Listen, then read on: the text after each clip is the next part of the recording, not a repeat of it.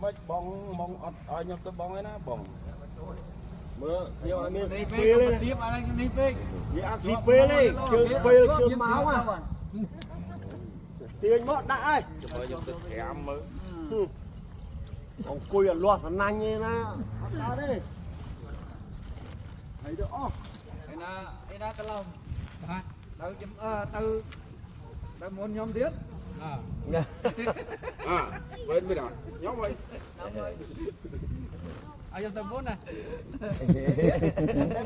ở trong tầm 4 này ở trong thời tiết đấy đang đo vô này trong cầm báo mà bà trong cái tè trong thời tiết bự mà tao anh tới thấy giống như tao đo về rồi cái cánh tay đi ngóp thôi này như đây bắt to thì anh lại mau ghê đấy nhô trong cái ba đấy mau kia cho bắt tâm mau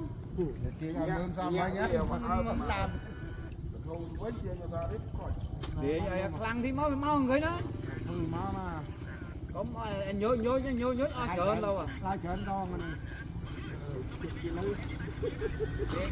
để cho mắt Trời má lên ô phải đo lưa nó bó đó. một nhắm mó ồ mau ai kia làm mới đi thả tạo mau